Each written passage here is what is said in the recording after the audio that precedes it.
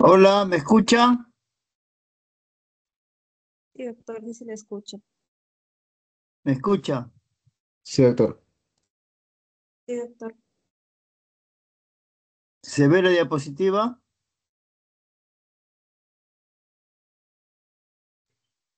No se está viendo la diapositiva, doctor, se está viendo su pantalla. No se ve.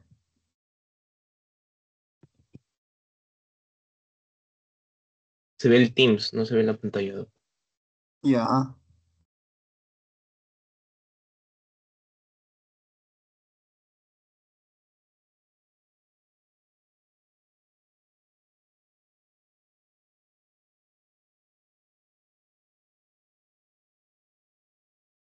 ¿Ahora se ve?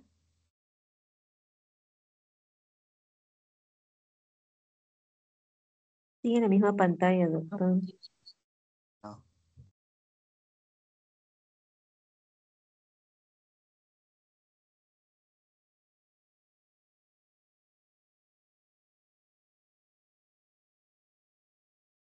¿Ahora se ve?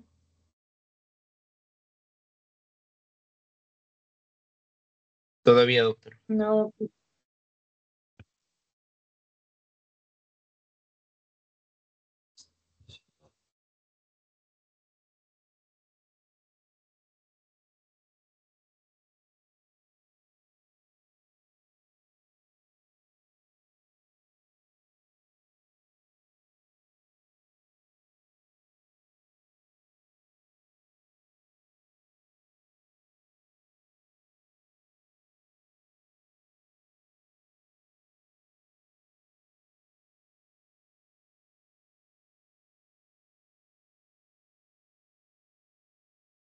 ¿Ahora se ve? ahora sí se Sí, ve, doctor. doctor. Ok.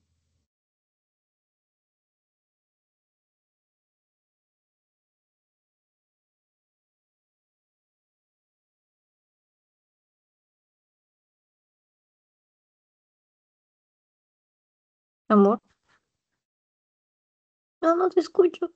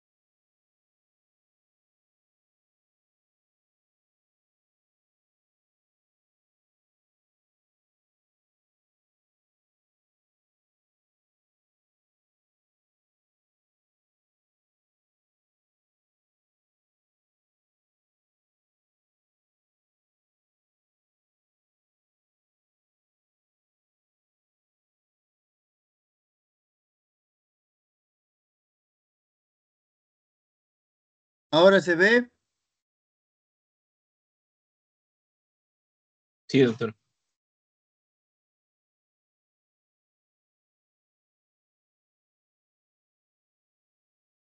¿Cambia la diapositiva? También, doctor. ¿Cambia? Sí, cambia, doctor. Ok. Bueno, vamos a empezar esta reunión. Miren, el tema de ahora es retrovirus, que es una clase ya bastante atrasada. Esta clase realmente tiene su importancia. Eh, Nosotros hace muchos años que hacemos esta charla. En un inicio, eh, este tema se daba mucha importancia por el HIV. Ustedes saben que el HIV hoy en día se detecta, se trata y ya los pacientes no mueren en la actualidad. Y tenemos muchos casos conocidos que ustedes también deben conocer. Pero el otro primo hermano del HIV, que es el HTLV, nadie le hace caso. Y cuando una persona es seropositivo, un 3 al 5% pueden dar la enfermedad y para eso no hay tratamiento y se mueren. Entonces, hoy por hoy, el HTLV que vamos a hablar casi al final es lo que tiene importancia. Lógicamente, el HIV, si bien es cierto, se ha controlado, ya no es como antiguamente, ¿no? Entonces, de eso vamos a hablar ahora, ¿ok? Muy bien.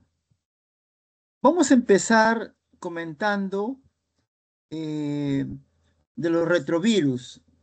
¿Cuál es el material genético? Está constituido por RNA, lo cual es copiado en DNA para integrar el núcleo celular. Esta conversión de RNA a DNA es característico, de ahí su nombre, de retrovirus, ¿no? Porque normalmente no lo es así. Entonces, este proceso inverso de la transcripción habitual está realizado por acción secuencial de dos enzimas, la DNA polimerasa y la ribonucleasa, que se considera la unidad funcional, ¿no? Que es transcriptasa inversa. Muy bien. Y esto es lo que estamos viendo. Miren, ve cómo el RNA se transforma en DNA y va a formar pues ya todo eso en el núcleo, ¿no? De igual forma, miren ustedes, el genoma RNA va a transformarse en DNA proviral y luego va a dar ya a todo lo que nosotros conocemos en el núcleo, la división o lo que ya se va a reproducir. Pero cuando hablamos de retrovirus, nosotros es importante que conozcamos que puede causar muchas enfermedades.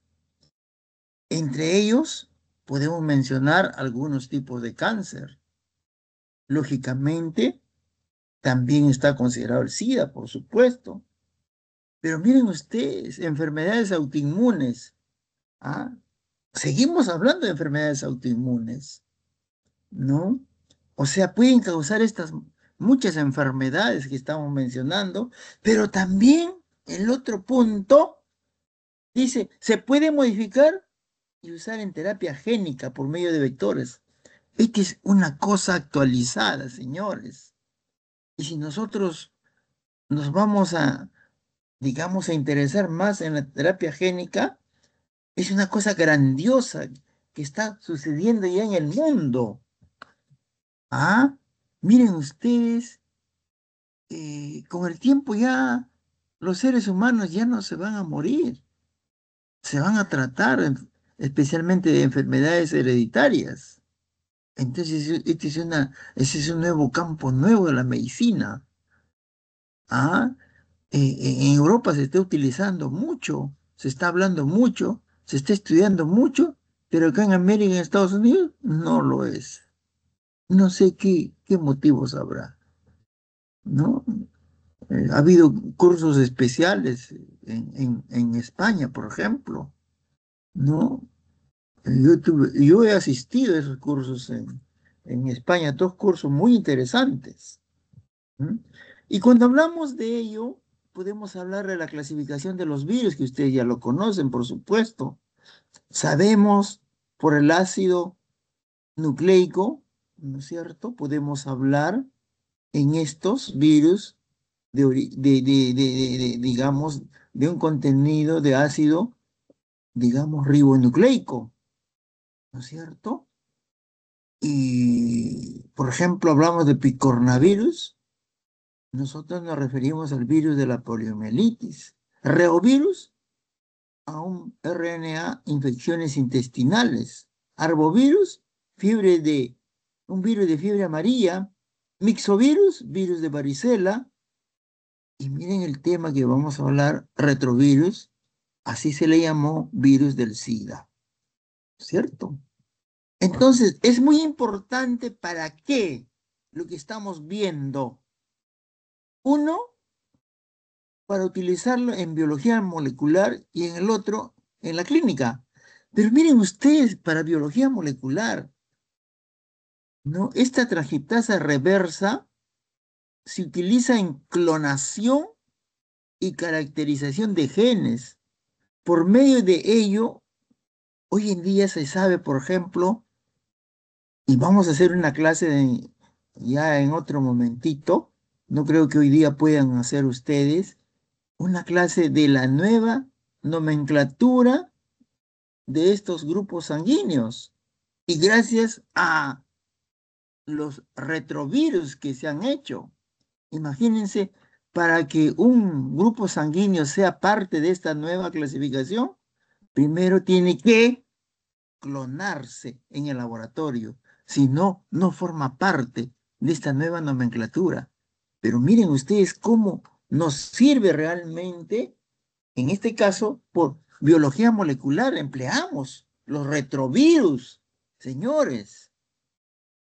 Habían pues como si nosotros tuviéramos un hijo en Tacna, otro hijo en Tumbes, que lo habíamos abandonado, pero mediante la biología molecular y los retrovirus se han podido analizar, se han podido clonar, en otras palabras, y se ha podido detectar de dónde vienes, qué familia eres, ¿no? Muchos virus estaban desparramados sin nombre, no sabíamos quién era su papá, digamos. Hoy en día ya se sabe todo eso. Y eso vamos a hablar en la nueva nomenclatura de los grupos sanguíneos más adelante. Y lo otro fabuloso en la clínica, como dijimos, al integrarse en el genoma con fines terapéuticos. Gran campo de nosotros, la terapia génica, señores. Ustedes deben ya interesarse por estudiar, investigar de terapia génica. Miren, con el tiempo ya no va a haber ni trasplantes. ¿Ah? Nada de trasplantes, o sea, todo se va a modificar. ¿De acá cuántos años? Ya no se van a morir los seres humanos. ¿Qué vamos a hacer? No lo sabemos. Lo quería del mundo. Y cuando hablamos de los retrovirus, podemos hablar de retrovirus de efectos transformantes. Y cuando hablamos de transformantes, podemos hablar de oncovirus, ¿no? Ellos inducen la transformación tumoral de la célula huésped, o sea, efectos transformantes. Y los retrovirus de otros efectos, como es el citopático. También acá pertenecen los lentivirus, que producen una enfermedad, como lo dice su nombre, lenta, irreversible, con infección del sistema inmune y del sistema nervioso. Miren ustedes todo lo que vamos a hacer en esta clase. Entonces, cuando hablamos los retrovirus transformantes, especialmente vamos a mencionar del virus linfotrópico T humano tipo 1, HTLV1, o el virus linfotrópico T humano tipo 2, HTLV2, lo que estamos hablando, que realmente tenemos que darle su importancia. Y hay otros virus que no nos interesa relacionado a animales, ¿no? Entonces, muy importante mencionar estos retrovirus transformantes. Y mencionamos al HTLV. Y el otro grupo, los retrovirus citopáticos, virus de inmunodeficiencia humana. Uno, con números arábigos. Ojo, qué diferencia es con el otro que acabamos de mencionar, eran números romanos. El virus de inmunodeficiencia humana, VIH-2, con números arábigos. Y el resto relacionado a animales diversos que no nos interesa hoy en día, ahorita, en este momento, la clase. Muy bien. Y miren ustedes acá la organización genética de estos retrovirus, ¿no? Esa similitud que ustedes lo están viendo, los oncovirus, los lentivirus, los espumavirus, ¿no? Y si vemos, miren ustedes, este genoma no compuesto, con repeticiones de cadenas largas que están acá en ambos lados, todos iguales, el GAG, ¿no? El PUL y el EM, ¿no? Como por ejemplo podemos ver acá el HTLV1. Miren ustedes, aparte de los genes principales, tenemos los genes accesorios que ustedes ya lo conocen, ya lo han visto seguro en muchos seminarios, ¿no? El TAX, el REC, el R3, el G4, etcétera, ¿no? Y también el HIV, que es un lentivirus. Miren ustedes el gen principal y los genes accesorios. Y eso lo vamos a ver dentro de un momentito. El TAP, el REP, el NEF, BIP, BPR, BPU, ¿no? Para poder caracterizar cuál será el HB1, el HB2, etc. Y este es un retrovirus en forma muy general, ¿no? Que está formado, como dice, por el EM, ¿no es cierto? Tenemos una glicoproteína de superficie y una proteína transmembrana. Miren ustedes, ¿qué pasa? Ese es el EM. Luego seguimos el GAG, muy importante, que sigue más adentro. Matrix, o sea, la matriz. Cápside, o sea, la cápside. Y la nucleocápside, que es más adentro. Ese es el GAG. Y más internamente, si se quiere, tenemos el PUL, ¿no? La integrasa y lo que va a formar en sí la transcriptasa reversa, ¿no? Y estos son los genomas de, digamos, están viendo acá 2 RNA, ¿no es cierto? Característico de los retrovirus, ¿no? Y miren ustedes aquí, estamos viendo un núcleo icosaédrico. Vamos a ver más adelante a qué retrovirus, digamos, corresponde por esa forma icosaédrica. Y miren ustedes acá, ya que estamos hablando del núcleo icosaédrico, acá tenemos un núcleo cilíndrico propio del HIV. Y la estructura similar a la anterior, miren, ve, glicoproteína GP120, la transmembránica GP41, ¿no? Y más internamente el GAG, por ejemplo, acá la matriz 17, ¿no? El core, lo que hemos visto, cilíndrico, el P24, muy importante conocerlo, es el P24, muy importante. Así es, tenemos que conocerlo, no olvidarnos qué cosa es ese core P24. Y lógicamente los dos RNA y el pool, ¿no? El pool que está formado por la proteasa, polimerasa, la RNA-H, el P66 y la integrasa, el P32. ¿No? Esto correspondería a una estructura del HIV. Estamos viendo el núcleo cilíndrico, ¿no? Y acá nuevamente para poder ver, miren ustedes, ¿no? La estructura, básicamente podemos notar, ¿no? El núcleo icosaédrico que correspondería al HTLV, ¿no? Y miren ustedes aquí, el núcleo cilíndrico sería del HIV, ¿no? Mucho más claro esta diapositiva, ¿no? Miren ustedes, tenemos acá la glicoproteína 120, ¿no? La transmembránica GP41, ¿no? Todo es el M, la envoltura, y más internamente tenemos la matriz, el P17, el core, el P24, miren ustedes, ¿no? Esa estructura, la transcriptasa reversa y los dos genomas virales, ¿ya?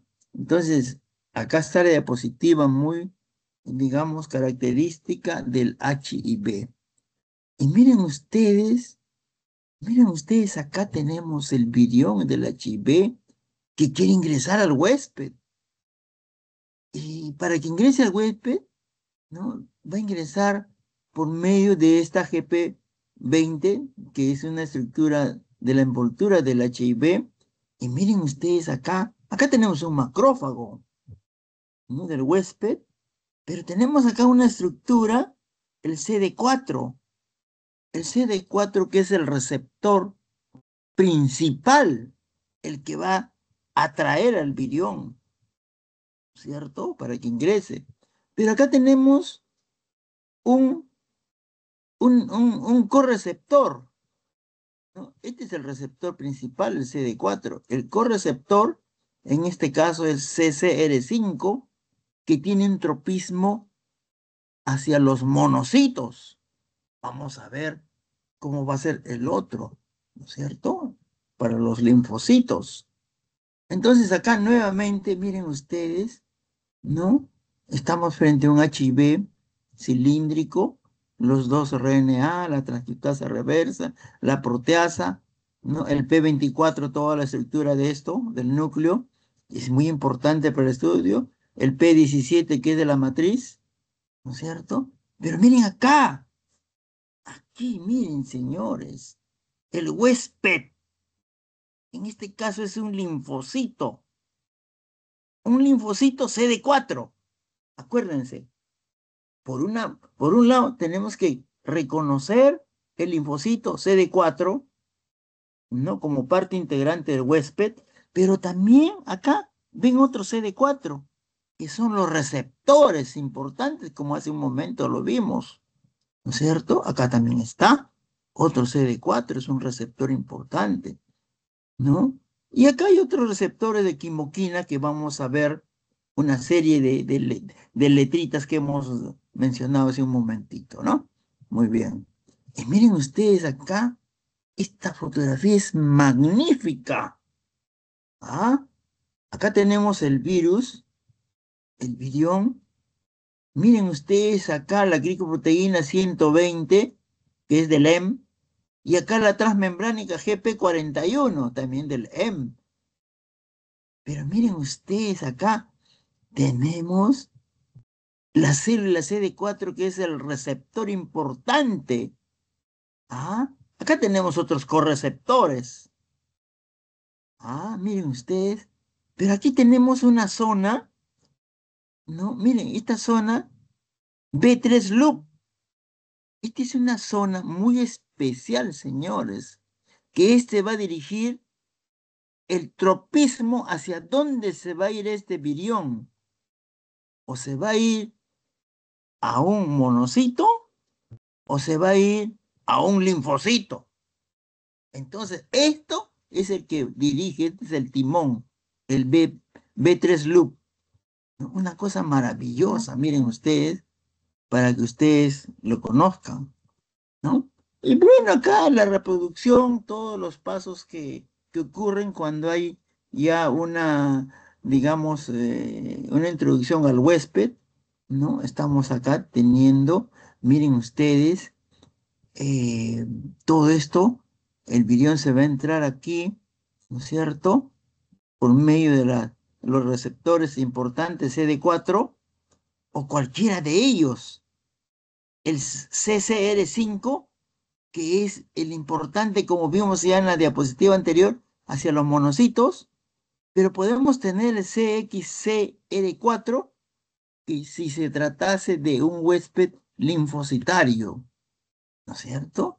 Y todo lo que va a ocurrir posteriormente para la introducción en la misma célula y en el núcleo donde va a ser la división de este nuevo ser, ¿no? De este nuevo núcleo. Y aquí nuevamente, miren ustedes, el virus, ¿no es cierto? Acá tenemos la 120, glicoproteína 120, la 41, y miren acá cómo lo agarra al virus para que ingrese al huésped, ¿no? Por medio del CD4, que es el receptor principal, si se quiere, y este es el correceptor. En este caso, el correceptor CCR5, que corresponde a esa dirección monocitaria. Este es un monocito, ¿no? Qué bonito la diapositiva poder aprender. Y aquí miren ustedes una fase temprana de la infección del HIV. ¿no? Una fase temprana del HIV. Miren ustedes, acá están los viriones, ¿no? Está agarrando el receptor principal, el CD4, pero también el correceptor CCR5. O sea, este es un monocito. Miren ustedes. Entonces, ¿cómo actúa en una fase temprana? ¿No? Pero en una fase intermedia vamos a tener, claro que sí, este CSR5, ¿no? Pero también vamos a tener otras estructuras, si bien es cierto acá, una fase intermedia, el receptor importante CD4, pero acá en este caso, en el intermedio, también vamos a tener el CXCR4. O sea, vamos a tener los dos en una fase intermedia. Y en una fase tardía, no vamos a tener ya el CCR5 que está acá. Ya no hay acá, pero vamos a tener en esa fase tardía, sí, el CXCR4. ¿No es cierto? Acá está, miren, ve, que tiene una dirección, entonces, linfocitaria, ¿no? Es el linfotropismo relacionado para los linfocitos en este caso. Una fase tardía, una fase intermedia y una fase inicial. Y acá lo que estamos viendo, todas las fases, ¿no es cierto?, que vienen a suceder, el acoplamiento, difusión en la membrana, miren ustedes, y hemos visto de qué manera, hay una transcripción inversa, ¿cierto? Vamos a tener una integración ya en el núcleo, luego una transcripción, una traducción, un ensamblaje y la salida de dos viriones, ¿no? Esa es la manera como se va a reproducir este virus, ¿no? Y acá para ver la estructura, miren la estructura del HIV-1. Estamos viendo, miren ustedes, tiene 9200 kilobases, ¿no? Este es el gen principal, la estructura principal, el GAG, el PUL, el EM. Pero mira, una cosa característica y muy notoria es este gen accesorio BPU, que es algo característico del HIV-1. Y vamos a ver cómo será el HIV-2. El HIV-2 no lo tiene, vamos a ver. Este nuevamente es HIV-1. Aquí está. Miren ustedes. ¿Ya? Y bueno, esto ya ustedes también lo conocen, los genes accesorios y todo lo que, cómo se va a reproducir ese virus que acabamos de mencionar, ¿no? Y aquí podemos verlo mejor. Miren, ve, lo que era el HIV, es típico ver el BPU, pero el HIV-2 no tiene BPU, tiene BPX. ¿Ah? Porque el BPR sí tienen ambos iguales, miren, ve, ¿no? Esa es una estructura un poquito, digamos, para poder diferenciar en ambos, ¿no? Y podemos verlo mejor, miren ustedes acá, la diferencia entre el HB1 y HB2.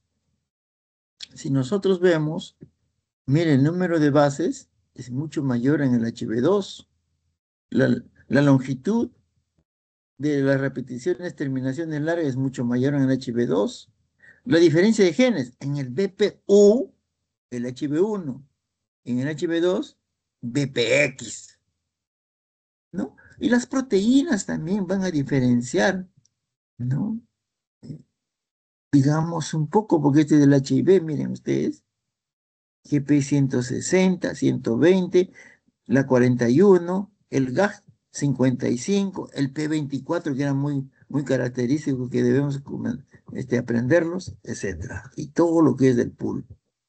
Entonces, estas son las diferenciaciones entre el HIV1 y el HIV2. Lo más característico es esto, el BPU, BPX, ¿no? Y el VIH2 es mucho mayor, más larga, ¿no? Y cuando hablamos del HIV, lógicamente acá estamos viendo ya el producto final, lo que nos va a producir, ¿no? Son siglas en inglés de SIDA, ¿no es cierto? Y estoy seguro que en algún momento yo tenía pacientes en mi consulta particular, se le detectaba HIV y se le decía, pues no, mire señor, usted tiene que controlarse, pero ahorita no va a tener nada, de acá a 10 años va a tener la enfermedad o 8 años. Es mentira, decía, ¿no? Pasaba un año, 2 años, estaba sanito, sanito, pues. Pasaba los 5, 6 años, ya comenzaban los estragos, ¿no? Y eso más adelante vamos a ver por qué. Porque los linfocitos CD4 cada año van disminuyendo de 80 a 100 esos linfocitos CD4. Y más o menos en 8, en 10, se hace una proporción inversa relacionando con el CD8. Es cuando ya se presenta el SIDA. Vamos a ver más adelante. Pero cuando hablamos de este SIDA, el agente infeccioso ya sabemos que es el HIV-1 y también el HIV-2, que son los retrovirus, y hemos visto la conversión de RNA a DNA, la transmisión vía sexual y parenteral, o sea, todos los que tenemos sexo, por ejemplo, y tienen que cuidarse. Yo diría las damas tienen que cuidarse más que los hombres. Ha habido casos que los hombres, por ejemplo, han tenido relación sexual con damas y el hombre después del acto sexual se ha lavado y no se ha contaminado. Ha habido casos que años han vivido sin contaminarse, pero lo contrario sí, cuando el hombre está infectado, puede pasar a la mujer más seguro, porque él deja su semen, y en el semen pues están los leucocitos, y los leucocitos pues, digamos, en el cervix de la mujer, de la dama, siempre hay algunas pequeñas erosiones de cervicitis y por ahí ingresa. O sea, es más fácil transmitir este virus del hombre a la mujer. Y hay muchos casos, lógicamente. Entonces, se tiene que cuidar muy bien. Y lógicamente la otra parte parenteral, ¿no? En lo que se refiere también al embarazo y a lo que son todos los productos biológicos que se transfunden, ¿no? Y eso pues hay una controversia, a pesar que se hacen los análisis, ese famoso periodo de ventana todavía queda vigente, digamos así, ¿no? Porque sí, siempre va a haber posibilidades de poder transmitir, porque todos los reactivos que hay en el mundo van a producir digamos, periodo de ventana, ¿no? Más aún, han salido pruebas NAT, ¿no? Vamos a ver más adelante, ¿no? Siempre hay ese riesgo. Por eso a todos les he dicho que los productos biológicos de banco de sangre lo deberíamos o lo debemos utilizar cuando ya no hay otra alternativa o cuando el paciente está en peligro de muerte. Y que si yo no le transfundo ese plasma, ese glóbulo rojo, el paciente se puede morir. Allí recién tenemos que transfundir estos productos biológicos, porque siempre tenemos ese famoso riesgo. Ese es importante y ustedes van a ser los únicos que van a indicar de acuerdo a la condición del paciente. En sus manos está para que eso no ocurra. Hemos tenido muchos casos que se han transmitido esto, ¿no? Y a veces no necesitaba una transfusión, ¿no? Lógicamente, el médico era sancionado, ¿no? Entonces, todos nosotros tenemos que cuidarnos, ¿ya? Bueno, los síntomas pueden ser enfermedades de serias reacciones que afectan el sistema inmune, ¿no? Generalmente pueden estar inclusive ocultos en las células blancas, ¿no? Los pacientes pueden surgir con infecciones oportunistas, ¿no? Especialmente cuando la enfermedad es activa. Y es una prueba mandatoria en todos los bancos de sangre. Los métodos de diagnóstico, ya sabemos que para detectar el anticuerpo en una fase asintomática, lógicamente, podemos hacer lo más importante, o podemos hacer detección del antígeno en una fase muy temprana o una fase tardía, que es más expresiva estos antígenos o el mismo virus. Y lógicamente la sintomatología clínica también tiene mucho que ver para el diagnóstico. Y cuando nos referimos del VIH, miren ustedes, podemos hablar que el VIH en el plasma y en las células mononucleares pueden estar presentes de una semana o varias semanas después de la infección, por decir, después del contacto sexual. Podemos tener, ¿no? O el anticuerpo, miren ustedes, de VIH, ya lo podemos tener de 1 a 4 meses. O sea, aquel que ha tenido relación sexual con una dama, digamos, que uno no conoce, decimos, pues ya, que pase 3 meses, 4 meses, sale negativo, ya, estoy libre. No es tan cierto eso. Miren ustedes los raros casos que ha habido cuando se han presentado la positividad, la reactividad a este virus después de 12 meses. Ha habido casos excepcionales de 3 años. O sea, 3 años uno tiene que estar pensativo si voy a tener cualquier momento, ¿no? O sea, ¿cómo es tan, digamos, especial este virus? Tenemos que tener mucho cuidado entonces, ¿no? Digamos, eh, toda la sintomatología, ¿no es cierto? Un tiempo de enfermedad, digamos, inferior, que puede ser, ¿no? Hasta los síntomas, mayor de 8 a 15 años. O sea, el tiempo de enfermedad, miren ustedes lo que comentábamos hace un momentito, que puede ser que se presente la sintomatología del VIH o del SIDA, es de 8 a 10 o 15 años. ¿Por qué? Vamos a ver más adelante, porque el CD4, los linfocitos CD4, se van a ir disminuyendo, ¿no? Cada año de 40, 80 hasta 100 linfocitos CD4, ¿no? Y este anticuerpo de VIH se pueden hacer en todos los pacientes infectados que pensamos que puede estar infectado como una prueba, digamos, previa a la infección o actual, ¿no? No es muy, digamos, valedero en periodo de peri o neonatal, ¿no es cierto? Las señoras gestantes, generalmente, las gestantes van y se hacen el HIV, lógicamente peor es no hacer nada, pero no es un buen periodo, un buen momento no es, ¿no? Peor es no hacer nada, pero no es lo ideal, ¿no? La presencia del anticuerpo realmente no provoca inmunidad, así es, no provoca inmunidad, porque todos los virus, digamos, de estos pacientes pueden cultivarse en individuos con anticuerpos positivos, ¿no? Entonces, ¿por qué?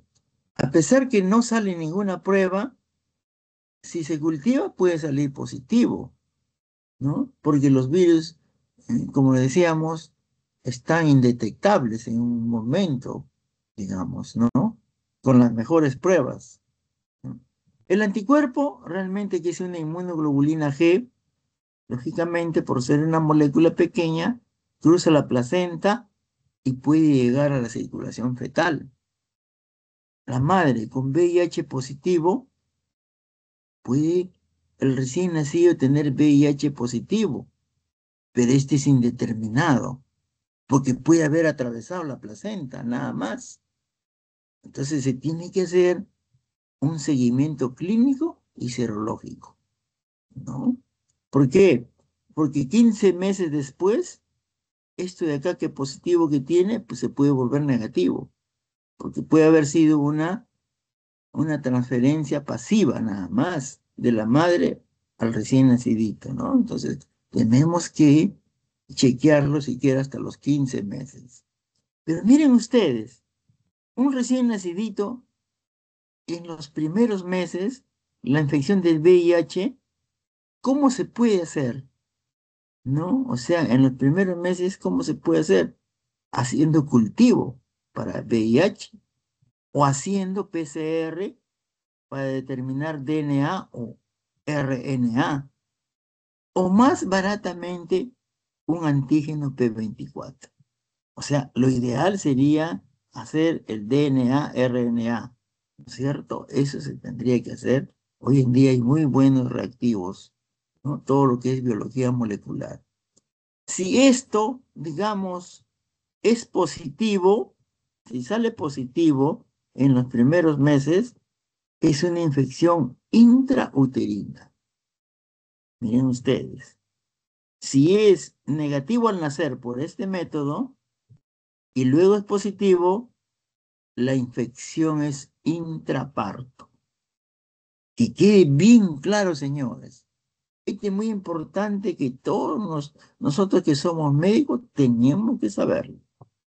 Muy bien, y este es el método de Lisa, ¿no? Que tiene sus partes.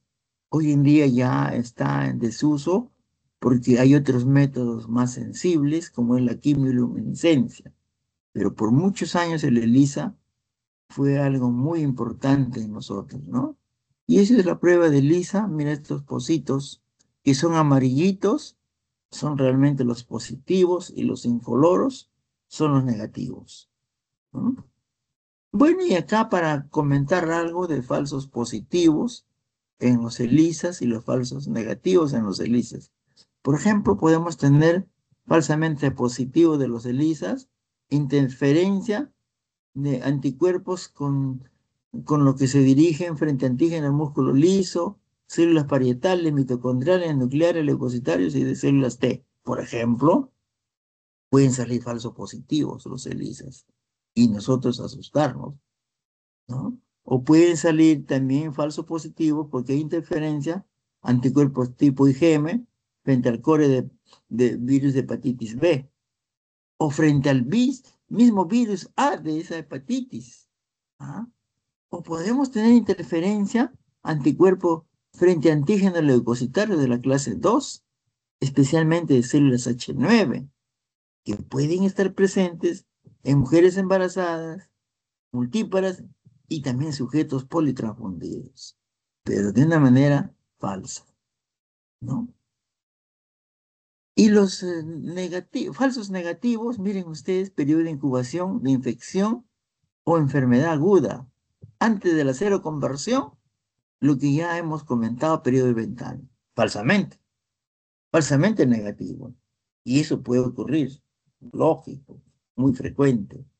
Y los falsos positivos también de los ELISAs en enfermedad del hígado como hepatopatía alcohólica, cirrosis biliar primaria, colangitis esclerosante.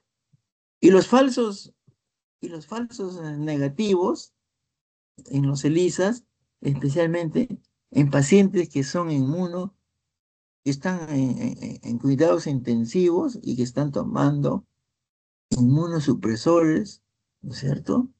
Ellos nos pueden dar un falso negativo, teniendo la posibilidad de ser probablemente positivo, ¿no? O sea, la inmunosupresión es que disminuye la cantidad de anticuerpos. Los falsos positivos también, inactivación del suero por el calor, procesos hematológicos malignos como linfomas, infección por VIH-2, infección por virus de ADN, vacunación contra la gripe, falsos positivos, insuficiencia renal crónica, síndrome de Steve Johnson, anticuerpos anti-VH1 adquiridos en forma pasiva, como hemos estado diciendo, ¿no? Pues los falsos negativos en procesos malignos, en transfusión de reposición, ¿no? Es muy frecuente, trasplante en médula ósea, falsos negativos, ¿no? Etcétera, ¿ya? Y miren ustedes acá las pruebas para el diagnóstico de infección por VIH. Miren ustedes acá para recordar, por ejemplo, el ELISA de primera generación. Y yo en esta época, que fue el año 85, estaba haciendo mi residentado médico. Y estaba de moda, pues, el HIV. Y miren qué cosa era el antígeno de laboratorio. Era un lisado de cultivo viral. O sea, eras propenso a que te podías contaminar haciendo la prueba. Y yo me acuerdo que cuando Yo estaba haciéndome recientado en Revalliati, se hizo ahí, en ese hospital, la primera prueba en el país, ¿no? Entonces el residente tercer año, yo era primer año recién, iba pues a acompañar a hacer la prueba, todo bien forrado, como si fuera un astronauta, porque era peligroso, miren ustedes lo que ha pasado en primera generación, ¿no? Luego había el de segunda generación, ya un poco diferente, péptidos recombinantes sintéticos. Tercera generación, péptidos recombinantes sintéticos también, de un principio diferente, ¿no? Y todo lo que ocurrió hasta ahora es de tercera generación, nada más. Alguna casa comercial por ahí inventó de cuarta generación, que era mentira. Lo hacían por vender. Lo que pasaba era que ya hubo una mezcla de reactivos de tercera generación más la determinación del antígeno P24, ¿no? Pero ellos lo decían pues un ELISA de cuarta generación y no era así, ¿no? Y siempre el Almenara se ha caracterizado por hacer frente a las casas comerciales que decían mentiras, ¿no? El Almenara siempre ha sido Almenara, lógicamente. Bueno, y otros métodos de membrana, aglutinación, etcétera, que también se puede considerar entre las distintas pruebas de diagnóstico. Y cuando hablamos de esta prueba del anticuerpo VIH por método ELISA, habían falsos positivos. O sea, salían positivos y no eran, pues, ¿no? Por ejemplo, la vacuna antigripal, hasta 3 meses antes, ¿no es cierto? Daban falsos positivos. Las inmunoglobulinas para hepatitis B, o sea, si por ejemplo tú eras un accidente con una hepatitis B, te ponían inmunoglobulina específica de hepatitis B, te podía dar falsos positivos. Mujeres con embarazos múltiples, con anticuerpos HLA-DR, por ejemplo. Miren, factor reumatoideo positivo, alteraciones inmunes diversas, hemodiálisis, falso positivo. Hipergamma-globulinemia como lo que se puede producir en mieloma múltiple. RPR, prueba de sífilis, positiva, de igual manera. Los pacientes hemofílicos, falsamente positivos. Hepatitis alcohólica y otras causas desconocidas que daban falsos positivos. Miren ustedes, antiguamente era así estas pruebas de ELISA, ¿no? El falso positivo no sabía, o sea, si salía positivo, podía ser falso positivo, pero vivías en zozobra. Entonces, acá podemos hablar nuevamente del anticuerpo de VIH, método ELISA o el Western blot, que nos podían dar falsos negativos, en un SIDA avanzado. En un SIDA avanzado, pues ya prácticamente no hay anticuerpos, hay antígenos puros, por eso sale pues falsos negativos. O una infección precoz, por eso que la sangre hay que tener mucho cuidado porque se puede transmitir por VIH, especialmente individuos con infecciones del 6 al 20%. Individuos, antiguamente se consideraba el VIH-1, su tipo 0, ¿no? Como una manera de falsos negativos, ¿no? El Western blot, que antiguamente se le llamaba pues el confirmatorio, hoy en día ya no se le llama confirmatorio. Acá miren ustedes las principales bandas para el Western blot. El gen de la envoltura, ¿no? Ahí están las denominaciones, la GP 160, 120, la 41, el GAG, muy importante, el P24, que lo estamos viendo, el PUL, etc., ¿no? Las diferentes proteínas que nosotros por medio del Western blot podíamos determinar, antiguamente se llamaba Western blot, como pruebas confirmatorias.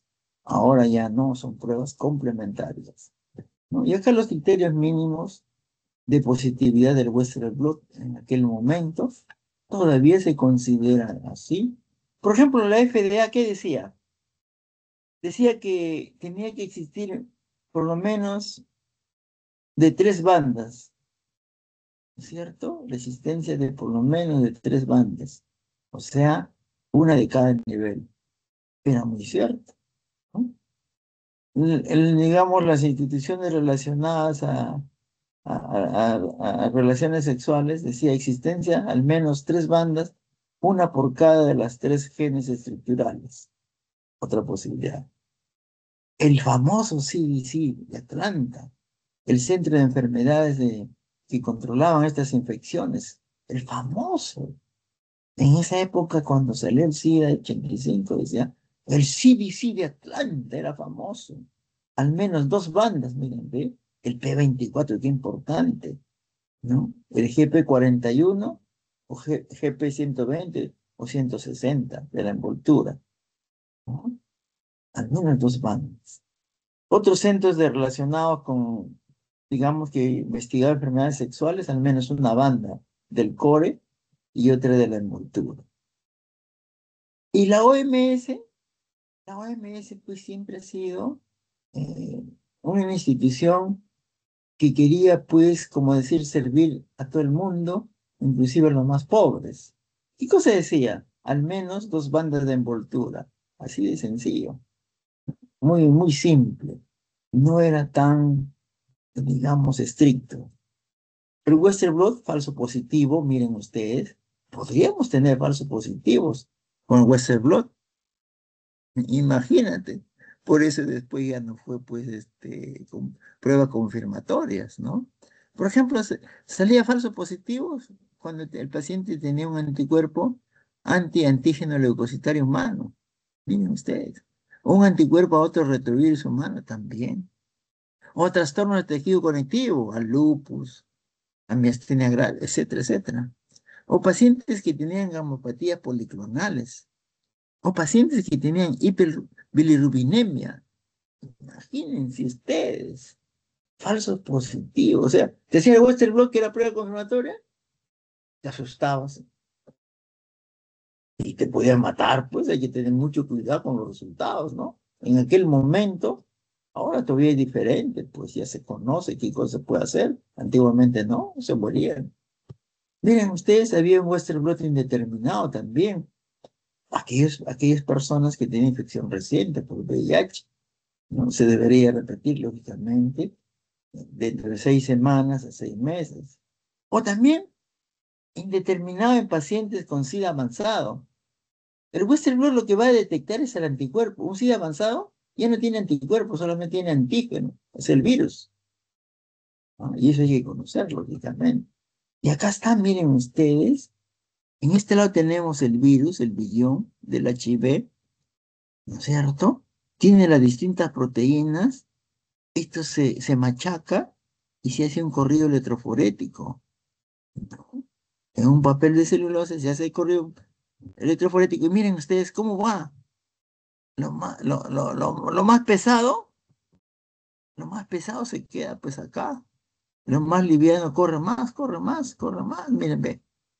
Esta es una estructura de celulosa que se ha construido, que se ha realizado en el laboratorio para preparar el Western Blot, ¿no? Esa es la manera como está, ¿no? Miren, el P24 está más lento, ¿no es cierto? Perdón, más rápido, ha corrido más rápido. Los más pesados se han quedado pues, casi en su sitio, ¿no? Miren, el Western Blot, la materia prima del Western Blot, ¿no? Y acá están los resultados. Lógicamente, el 1 es un positivo fuerte, este también, este de acá 3 negativo, ¿no? Este 4 es un indeterminado, igual el 5, ¿no? De igual manera, miren ustedes los distintos niveles. Y las pruebas del VIH se recomiendan en quién? Individuos con antecedentes de riesgo, ¿no? En prostitutas, lógicamente, internos de instituciones correccionales, en todos los presos, se debe realizar, ¿no? Individuos con enfermedad de transmisión sexual, tuberculosis, hepatitis B y C. Individuos que recibieron sangre o productos hemáticos. Siempre hay esa posibilidad de pensarlo. Individuos a contraer matrimonio. Y el HTLV Nadie le pide, ¿no? Mujeres en edad fértil, lógicamente, preparándose para tener hijo.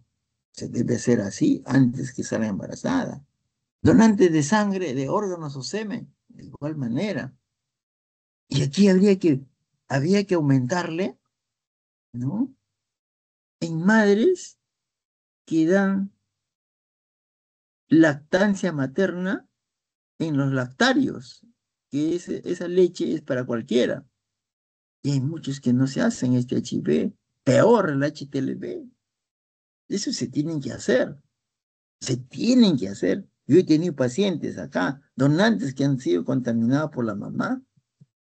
Bueno, y acá, digamos, la parte clínica de estos pacientes, miren, VIH, la infección, el virus cómo se va replicando, el periodo de infectividad, ¿no? Preclínica, clínica y postclínica, cómo es, digamos, el periodo de ventana en este lugar, ¿no? Y aquí también para comentar los distintos pruebas de laboratorio que existen, ¿no? Por ejemplo, acá tenemos el ELISA, para detectar hoy en día antígenos, también anticuerpos, ¿no? También el Western blot que acabamos de mencionar. Las pruebas de ácidos nucleicos, que son mucho mejores como esta misma, ¿no? Son las de mejor sensibilidad y hoy día se aceptan esos como, digamos, parámetros verdaderos para poder diagnosticar qué es lo mejor. Los cultivos solamente para investigación se deben hacer, ¿no es cierto? Muy bien. Ah, miren el periodo de ventana de HIV. Miren ustedes, si nosotros tenemos un reactivo de primera generación de ese cultivo viral machacado, miren ustedes el periodo de ventana. Ese periodo de ventana, miren ustedes, ¿cuántos días? Más de 100 días de periodo de ventana, ¿no? De primera generación.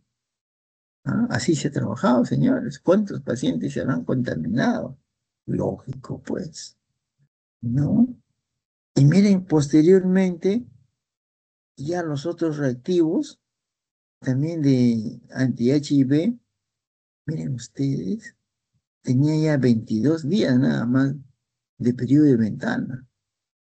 Y cuando se hacía el P24, que era el mismo virus del núcleo, 16 días.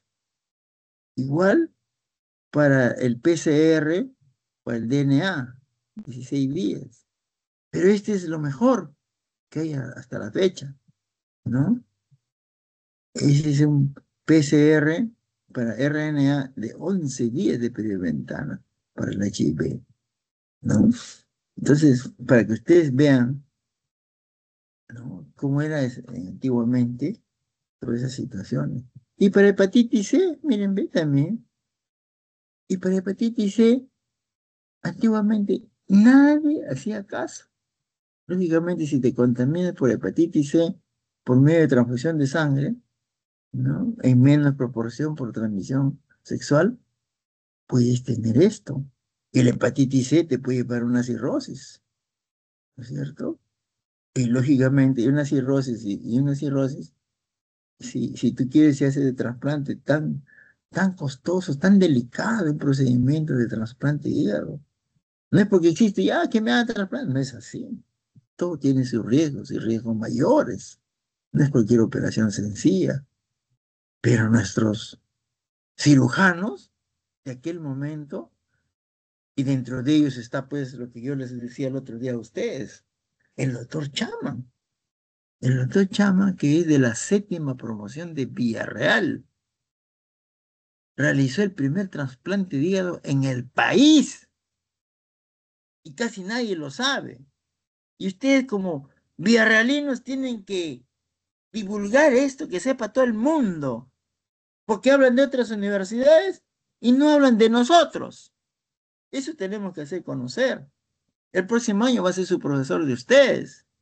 Yo me encontré el viernes en la universidad. Es un doctor que tienen que escucharlo ustedes. Él será gritón, todo lo que sea, pero es muy humano. No hagan caso por lo que grita, hagan caso por sus conocimientos, ¿no? Muchos alumnos han hecho muy amigos, como si fuera su papá, la han seguido.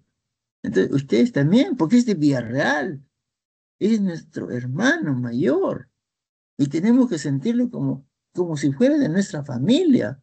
Ese es parte de nuestra alma mater, señores. ¿Ah?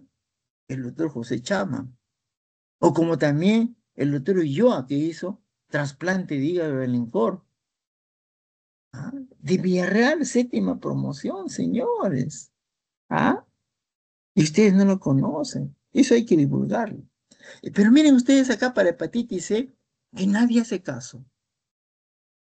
Yo tuve, yo tuve conocimiento de una paciente, de una señora que nació su hijita, y esa hijita era nuestra alumna, una brillante médico ahora en España. ¿Ah? Hija única, su mamá en aquel momento no se hacía pruebas para hepatitis C, le transfunden una sangre, le contaminaron con hepatitis C, y llegó a tener cirrosis. Una situación muy triste. Y una chica muy estudiosa la chica. Sí iba a hacer trasplante de hígado. Es una historia muy larga. Su papá, viejito, un día por comprar la medicina con su bicicleta, lo atropella el carro, lo mata. No, murió primero el viejito y después murió la señora. Se complicó antes de hacerle trasplante. Y encima la chica, ese me dio más cólera, tenía un enamorado, porque era blanquiñoso, simpático, sin vergüenza, hasta le pegaba al papá y a ella. ¡Qué desgraciado!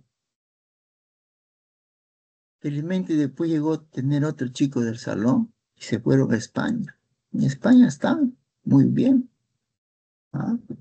Es una cosa muy triste que todo Villarreal conoció en ese momento.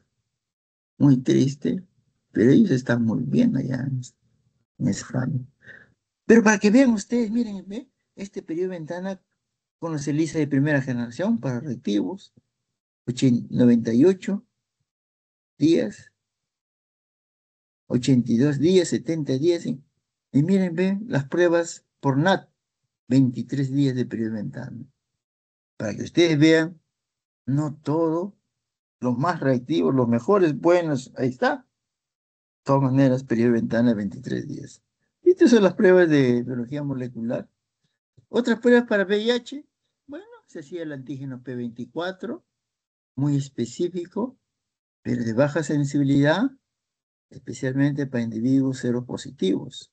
Indicación, detección de infección precoz por VIH antes de la seroconversión, así es. Diagnóstico de infección por VIH en recién nacidos de madres seropositivas. Esto era una prueba barata para hacer en vez de biología molecular, nos servía de algo. También para monitorización del tratamiento antivírico en SIDA. Teníamos que ver cómo iba evolucionando el paciente. Una manera así franciscana, digamos, es hacer el P24 en lugar de las pruebas moleculares. La diferenciación de entre SIDA y síndrome de inmunodeficiencia primaria en pediatría. Negativo al VIH-1. Individuos con resultados indeterminados de anticuerpos de confirmación, ¿no? O sea, para todo ello nos servía el antígeno P24, como una manera, como le dije, franciscana. El RNA ya, si se quiere, biología molecular, carga viral, la determinación de infección del VIH antes de producir anticuerpos, paciente cero negativo con riesgo elevado, o recién naciditos de madres seropositivas. Nos puede ayudar. Pero miren ustedes, esta carga viral también era para ver la respuesta al tratamiento y resultados a largo plazo de aquellos pacientes que estaban recibiendo tratamiento antivirales. Y también la monitorización de progresión de la enfermedad, ¿no es cierto? Como marcador de resistencia farmacológica. Se hacía una evaluación también con todos sus medicamentos, confirmar resultados en determinado del Western blot, miren ustedes, diferenciación entre VH1 y VH2, porque había diferentes. Y también cuando hablamos del PCR, indicación de detección de la infección del VIH antes de producir anticuerpo en pacientes seronegativos con riesgo elevado o recién nacidos de madre seropositiva. Confirmar resultados en determinada Western blot, diferenciar VIH1 y 2. Y esta es una técnica propensa a contaminación que puede causar falsos positivos, ¿no? Miren ustedes, el PCR, biología molecular, si ahorita es considerado pues confirmatorio, ya tiene sus fallas. Dentro de poco ya no va a ser confirmatorio. Hay otras pruebas que ya se están estudiando. Todo esto evoluciona, cambia, mejora, ¿no? Así es nuestra medicina. Mírame, pacientes con PCR positivos en sujetos seronegativos. O sea, los pacientes no tenían ELISA, era negativo, pero salía PCR positivo. Imagínate. Lógicamente podría ser en periodo de ventana de la infección. Así es. Todavía no ha formado sus anticuerpos, pero está el virus, por eso sale el PCR positivo. O infección de virus defectivos, otra variedad. Infección por cepa de virus poco replicativos de la misma forma. Secuencia de otros retrovirus. O hipogamaglobulinemia o contaminación de laboratorio. Tantas posibilidades, ¿no? Y el PCR negativo en sujetos seropositivos.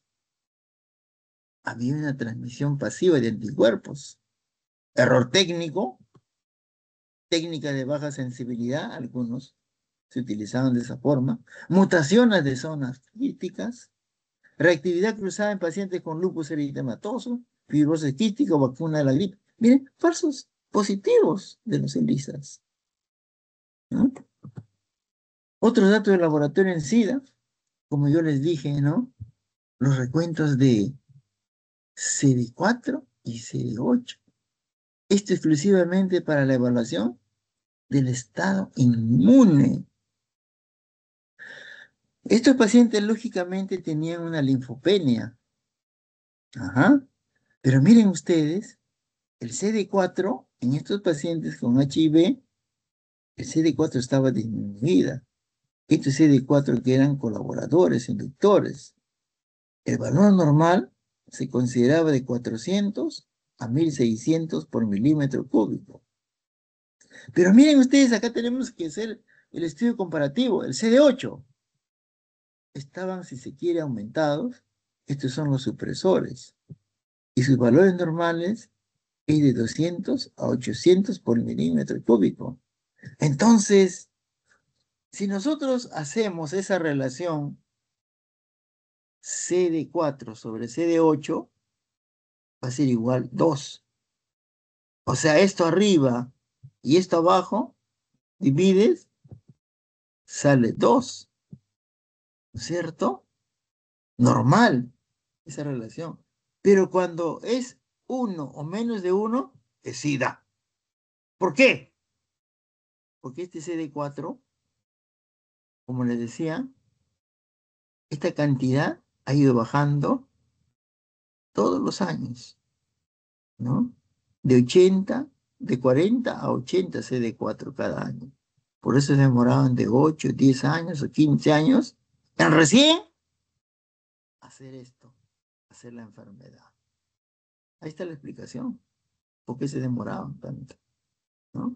El tratamiento antirretrovírico que utilizamos ahora,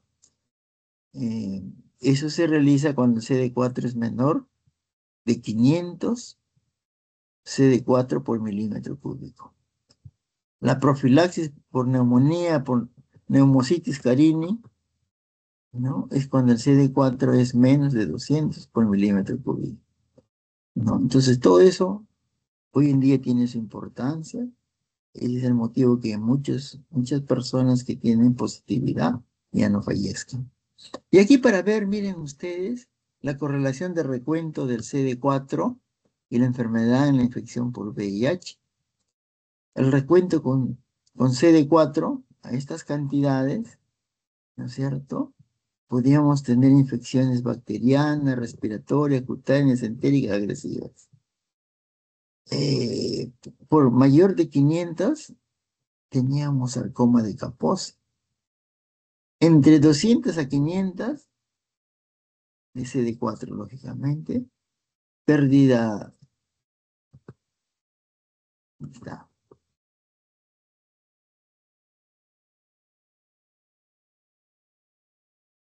pérdida de peso, fiebre, sudoración, leucoplasia, vellosa, cándida, oral, esofágica, reactivación de una tuberculosis. Existía en esas cantidades. Menos de los 200, neumocistis, carini, criptococosis, mycobacterium avium, etc. Demencia.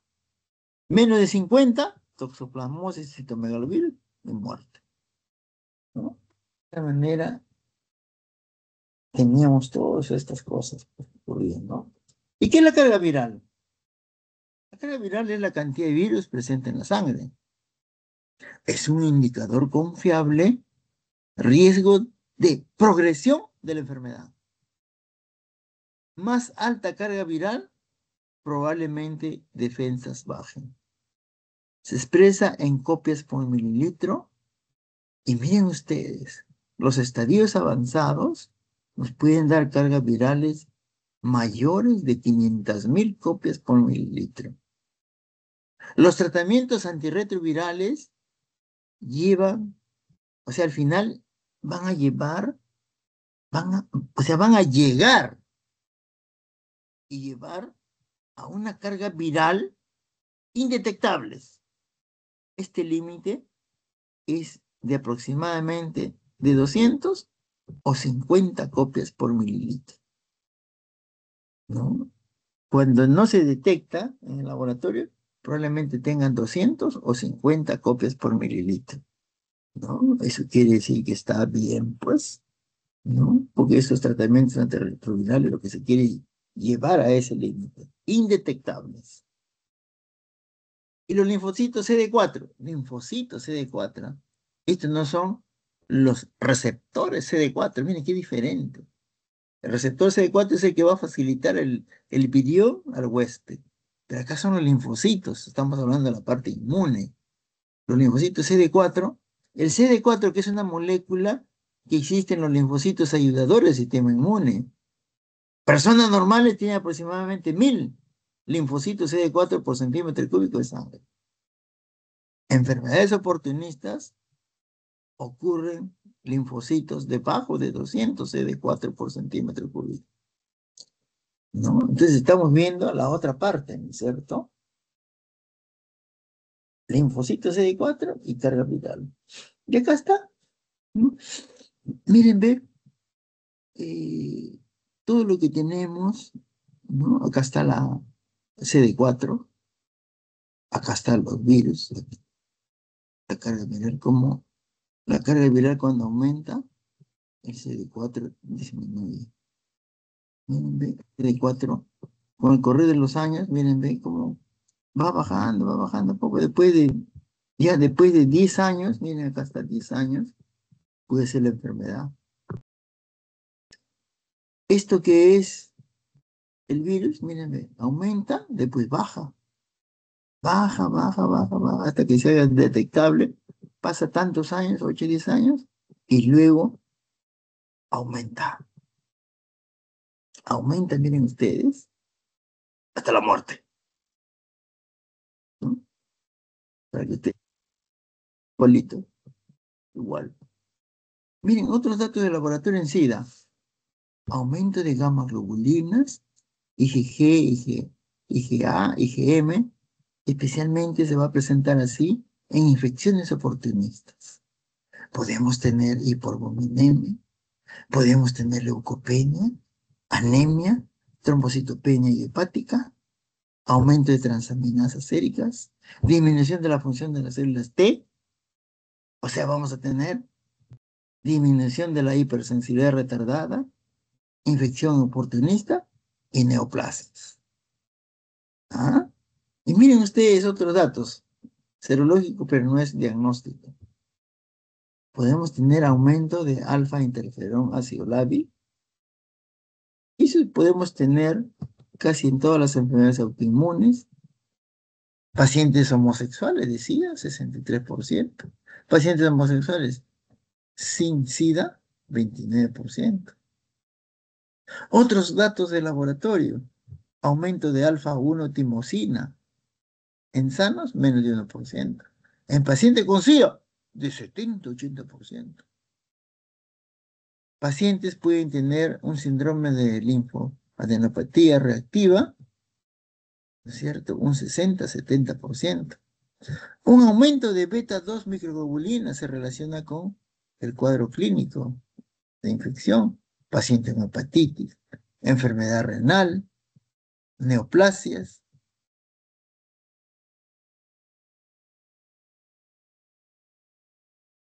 ¿cierto? Etcétera. ¿No? Ya hemos visto el aumento de beta-2 microglobulinas se relaciona con el cuadro clínico, paciente de hepatitis, enfermedad renal, neoplasia célula B, mieloma múltiple, o aumento de los inmunocomplejos circulantes. Y acá, si nosotros tenemos un paciente, pues, antiguamente se decía los ELISAs, ahora podemos decir los pacientes con quimioluminescencia reactiva. Los anticuerpos de ELISA no reactivos, no hay infección. Si es reactivo, repetir el ELISA, sale negativo, no es reactivo. Si hace la prueba, sale reactivo, hay que hacer la confirmación por Western blot en ese momento. Si es positivo, infección. Si es negativo, sospecha de infección. Si esto sale PCR para el VIH, positivo y es infección. Resultados determinados, probablemente que pueda ser negativo. Ausencia por infección del VIH. Más o menos el camino. Y cuando hablamos del HTLV, miren ustedes, el agente infeccioso es el HTLV, subtipo 1 y subtipo 2, pertenece a los oncovirus. Y acá mírenme, la transmisión sexual, parenteral, igual que la VIH, y la leche materna. Y nosotros no hacemos nada. ¿Cuántos niños reciben lactancia de su mamá y están contaminando? Yo conozco a personas conocidas, personas que son profesionales de la salud. ¿Ah? A pesar que uno le ha dicho, mira, antes de que le dé lactar, hazte la prueba. No, no hicieron caso.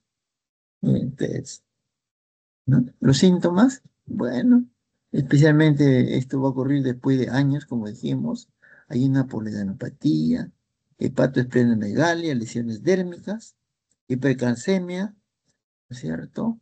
Las infecciones, podemos tener algunas neoplasias como leucemia asociada a HTLV, procesos neurológicos, muy frecuentes las infecciones oportunistas, el citomegalovirus y herpes, ¿no es cierto?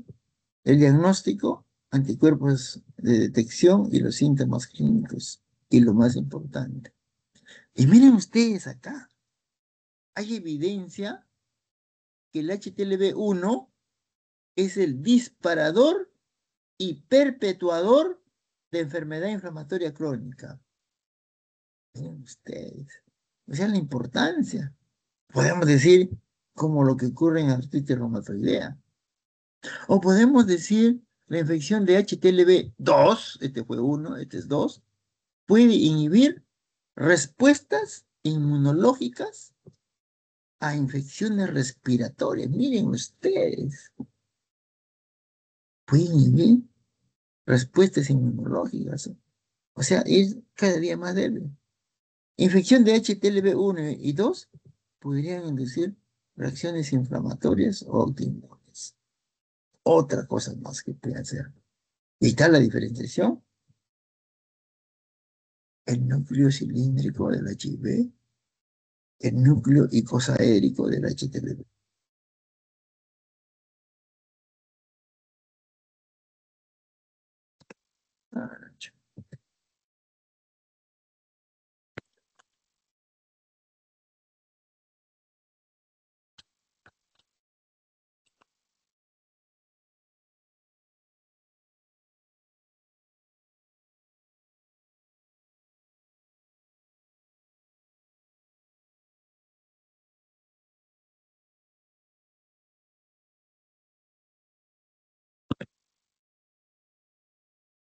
Ya, y acá ya hemos visto esta diapositiva anteriormente, ¿no?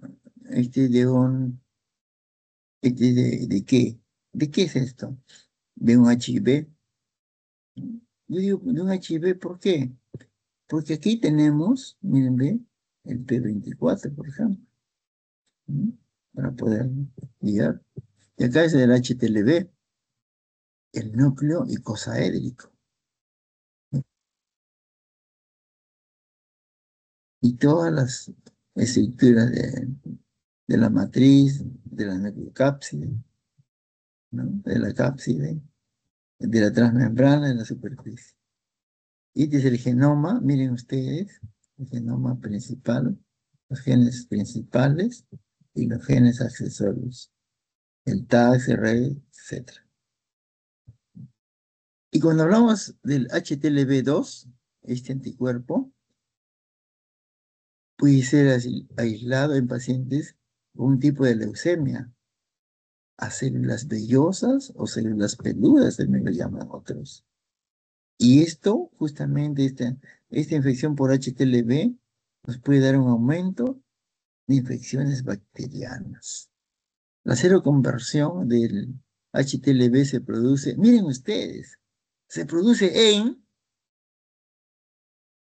3% a 63% de receptores de transfusión de sangre. O sea, pacientes que han tenido transfusión de sangre, puede haber una seroconversión del 3 al 63% de ellos.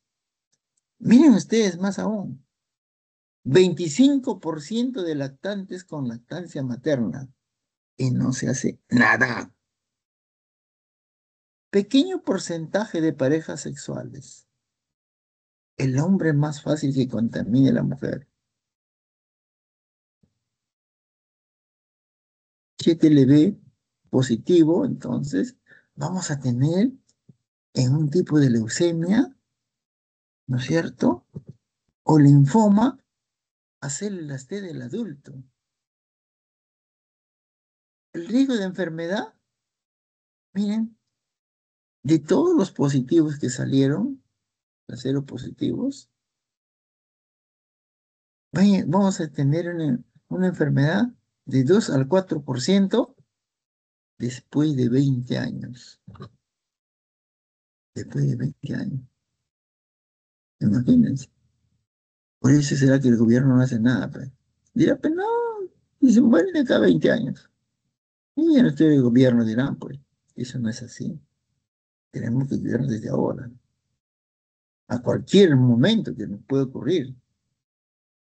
Y la otra es una enfermedad neurológica degenerativa, la paraparesia espástica tropical en el Caribe y la mielopatía asociada a HTLV que en el Japón.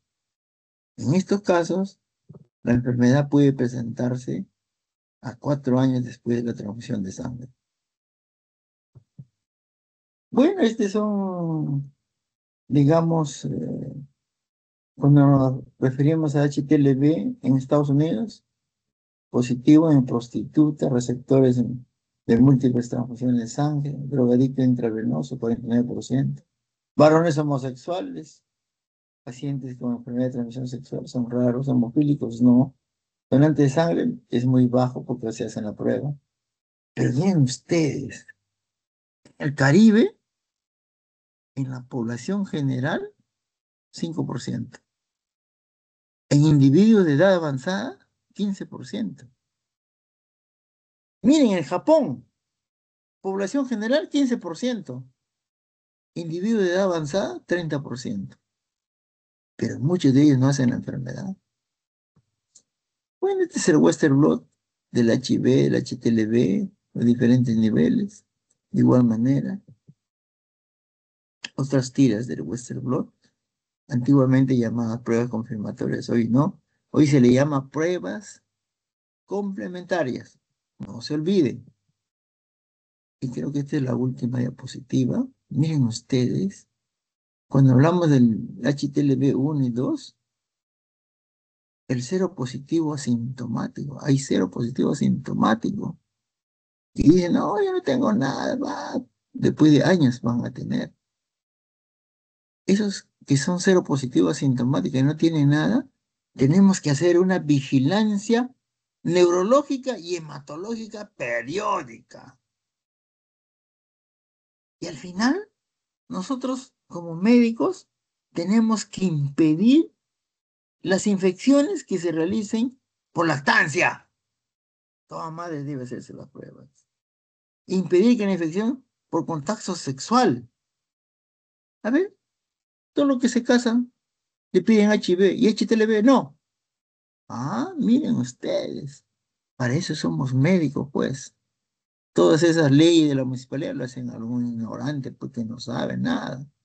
Y lógicamente tenemos que impedir las infecciones por transfusión de sangre. Para eso en todos los bancos de sangre se hace HTLV, ¿cierto? Y al final las pruebas van a detectar selectivamente a familiares con riesgo. Tenemos que hacer un seguimiento en todos ellos y nada más. Bueno, esta diapositiva última, ustedes saben que nosotros somos pioneros. Hicimos el primer trasplante de hígado en el país. Yo formé parte de ese grupo de médicos en apoyo a la transfusión de sangre.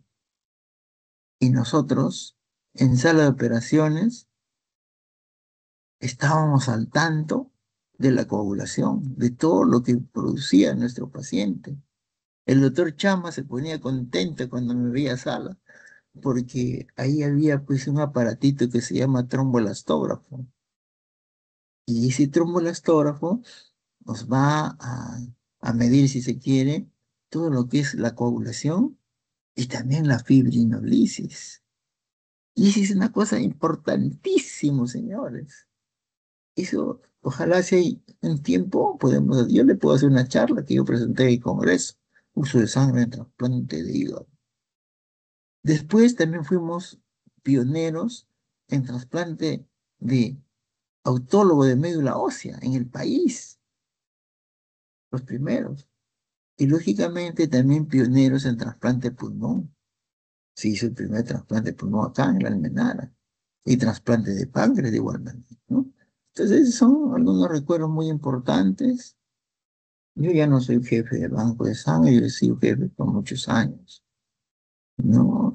Me queda recuerdo de haber servido bien a mi hospital, al quien tanto quiero, como a mi universidad, ¿no? De ahí donde están ustedes estudiando. Ya, nada más, y yo creo que ya es tarde para... ¿O quieren hacer la otra clase? Ya son las 12. Ya lo dejamos para después, jóvenes, ¿ya? Ya, doctor, ¿Alguna muchas gracias. pregunta? ¿Alguna pregunta? ¿Están durmiendo ya? Todavía, doctor. Sí, pues tienes que tener tu cama tú. Quieres dormir en el suelo. Ya, ya pues, ya nos quedamos ahí ya con la delegada. De repente mañana podemos hacer una nochecita a ver si tienen tiempo, ¿ya? Ya quedamos con su delegada para ver cuándo lo podemos hacer, ¿ya? ¿Listo?